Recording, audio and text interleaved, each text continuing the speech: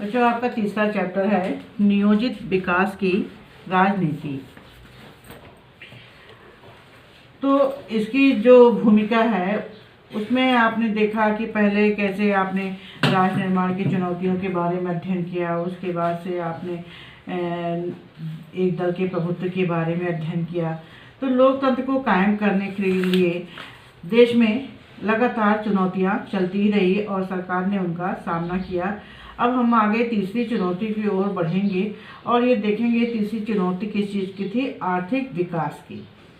सबकी भलाई को सुनिश्चित करने के लिए आर्थिक रूप से सबका विकास करने के लिए सरकार ने कैसे कैसे काम किए, क्योंकि पहली दो चुनौतियां जो थी वो राष्ट्र निर्माण से संबंधित थी और तीसरी चुनौती जो है वो आर्थिक विकास के मामले से संबंधित है।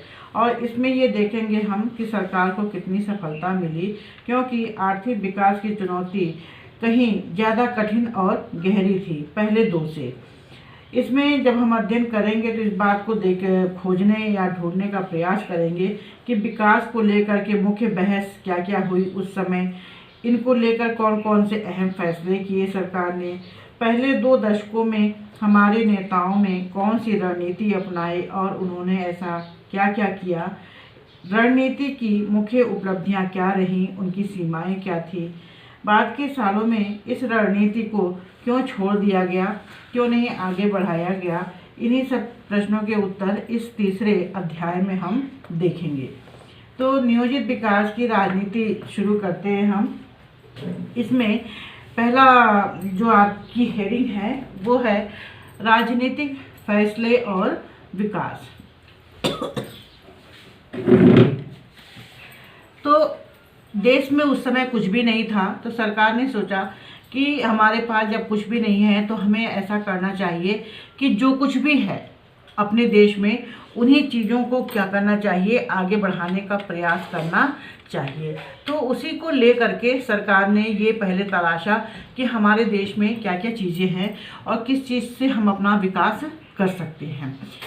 विश्व के इस्पात की विश्वव्यापी मांग बढ़ी तो निवेश के लिहाज से उड़ीसा एक महत्वपूर्ण जगह के रूप में उभर करके सामने आया। आपने उड़ीसा का नाम सुना है। उड़ीसा राज्य है एक जो साउथ की तरफ है और वहाँ पर क्या है, लौह अयस्क के विशाल भंडार है, मतलब लोहे का विशाल भंडार है और उसका दोहन अभी बाकी है। मतलब जैसे कि आपने कपड़ा कोई ख़रीदा और उसको क्या पहनने के लिए क्या करना पड़ता है, सिलाना पड़ता है, तो उसका दोहन अभी बाकी था।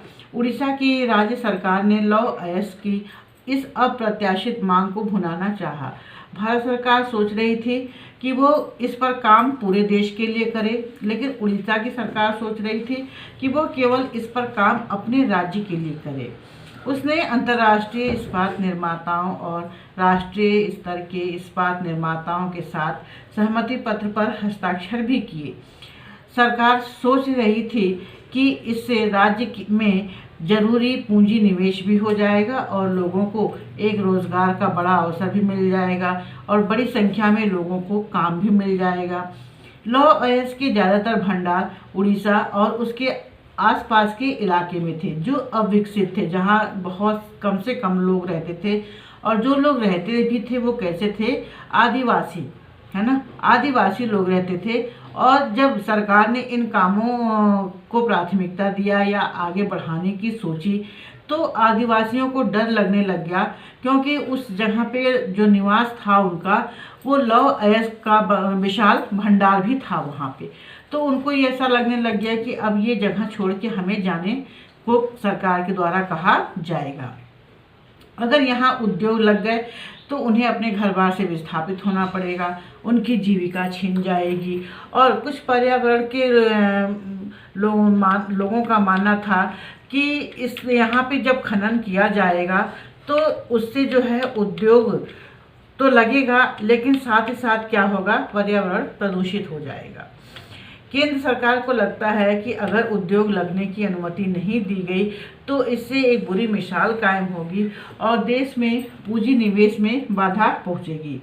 बुरी मिसाल कायम होगी से क्या अर्थ है क्योंकि अगर लोग ये सोचेंगे दूसरे देश के लोग कि भारत के पास लौ ऐश के विशाल भंडार होने के बावजूद भी वह उस पर काम नहीं कर रहा है, जिसका अर्थ ये है कि भारत कुछ करना ही नहीं चाहता या अपनी गरीबी को दूर नहीं करना चाहता है।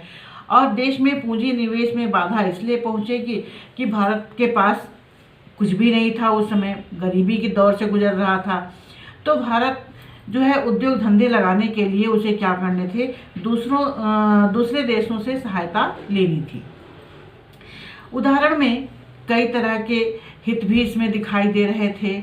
हितों को पहचानना भी था कि किसके हित ज़्यादा अहम हैं, राज्य के लोगों राज्य की सरकार के या उस जगह के लोगों को वहाँ रखने में, या आदिवासियों को या केंद्र सरकार को, किसको ज़्यादा फायदा हो रहा था। ऊपर के उदाहरण में संघर्ष के अहम बिंदु कौन से थे, और इसमें क्या लगता है कि ऐसा कोई बिंदु है जिसमें सभी लोग राजी हो सके, लेकिन ऐसा नहीं था। पहली बात राज्य की सरकार, दूसरी बात वो आदिवासी, तीसरी बात केंद्र सरकार। इन तीनों के बीच में जो है मामला थोड़ा सा अटक गया, क्योंकि सभी लोग इससे राजी नहीं हो रहे थे। इस मामले को कैसे सुलझाया जाए, इसमें कैसे एक दूसरे को संतुष्ट किया जाए, इन सब सवालों के जवाब जो है बीच में ही खड़े हो गए। उड़ीसा में किस तरह के विकास की ज़रूरत है, किसको ज़रूरतों को उड़ीसा की ज़रूरत कहा जाए, मतलब किसकी ज़रूरत को उड़ीसा की ज़रूरत कहा जाए, उड़ीसा की सरकार को या फिर उड़ीसा में उस स्थान पे रहने वाले जो आदिवासी थे उनको, या फिर भारत सरकार को। अब इसी क्रम को लेकर के जो है राजनीतिक टकराव शुरू हो गया। ठीक है, किस किस के बीच में, केंद्र सरकार के बीच में, राज्य की सरकार के बीच में और आदिवासियों के बीच में। इन सवालों के जवाब जो है कोई विशेषज्ञ नहीं दे सकता था। इस तरह के फैसलों में एक सामाजिक समूह के हितों को दूसरे सामाजिक समूह के हितों की तुलना में तौला जाता था। मतलब किसको ज़्यादा फायदा होगा, केंद्र सरकार को, राज्य सरकार को या आदिवासियों को। ये लोग एक दूसरे को क्या कर रहे थे, तौलने का प्रयास कर रहे थे। साथ ही मौजूदा पीढ़ी के हितों और आने वाली पीढ़ी के लोगों को भी देखा गया कि किसको ज़्यादा हानि होगा, किसको ज़्यादा लाभ होगा। किसी भी लोकतंत्र में ऐसे फैसले जनता के द्वारा ही लिए जाते हैं। मतलब जिस स्थान पे जनता रहती है और उसको हटाया जाना है, विस्थापित किया जाना है, तो ये माना जाता है कि उसका फैसला भी इसमें अहम होना चाहिए, या कम से कम इन फैसलों पर विशेषज्ञों की स्वीकृति होनी चाहिए। खनन, पर्यावरण, अर्थशास्त्र के विशेषज्ञों की राय जाननी चाहिए। अंतिम निर्णय निश्चित तौर पे राजनीतिक निर्णय होना चाहिए और जनप्रतिनिधि जनता की भावनाओं को समझते हैं। मतलब जो नेता लोग होते हैं वो कोशिश करने का प्रयास करते हैं कि जनता की क्या इच्छा है, वो क्या चाहती है, और जनप्रतिनिधियों को ऐसे ही फैसले लेने चाहिए। तो ये टकराव जो है धीरे धीरे करके आगे बढ़ता रहा और ये देखा गया कि केंद्र सरकार, राज्य सरकार और वहाँ पे रहने वाले आदिवासियों के बीच में टकराव बढ़ता चला गया। आज़ादी के बाद अपने देश में ऐसे कई फैसले लिए गए जिनमें कोई भी फैसला बाकी फैसलों से मुंह फेर कर नहीं लिया जा सकता था। मतलब एक को फ़ायदा दें तो दूसरे को नुकसान पहुंचाएं या उसको अनदेखा कर दें, ऐसे फैसले नहीं लिए जा सकते हैं। सारे के सारे फैसले आपस में आर्थिक विकास के एक मॉडल या ये कहें कि एक विज़न में बंधे हुए होते हैं, एक सूत्र में बंधे हुए होते हैं जिसमें सबका हित होना चाहिए। लगभग सभी इस बात पर सहमत थे कि भारत के विकास का अर्थ आर्थिक समृद्धि और आर्थिक सामाजिक न्याय दोनों ही है, क्योंकि भारत जो है आगे चल करके उसके पास विकास के लिए कुछ भी नहीं था। 62 तक हम पहुंच गए थे, फिर भी विकास के नाम पर हमारे देश में कुछ भी नहीं था।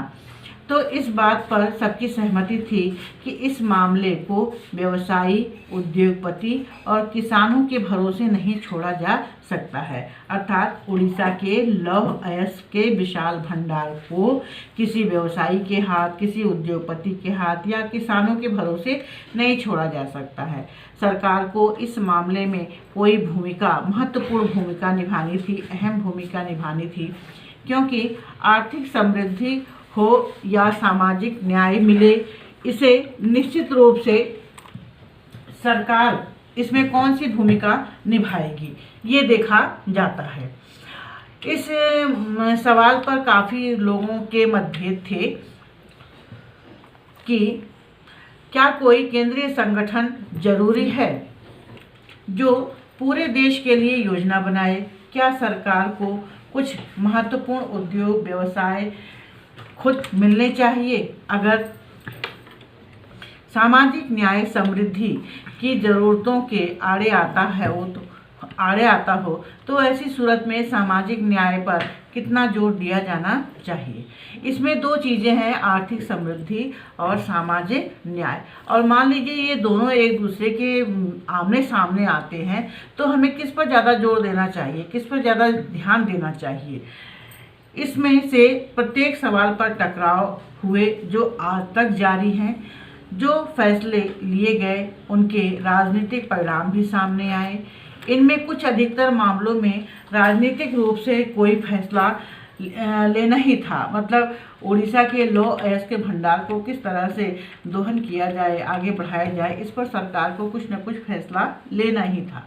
इसके लिए राजनीतिक दलों ने सलाह मशवरा करना जरूरी समझा और साथ ही जनता की स्वीकृति भी हासिल हुई इस पर।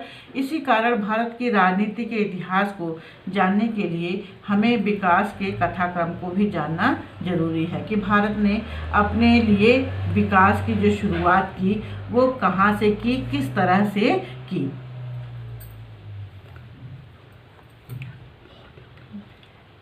अगला पॉइंट है विकास की धारणाएं। इसके बारे में हम अगले उसमें अध्ययन करेंगे।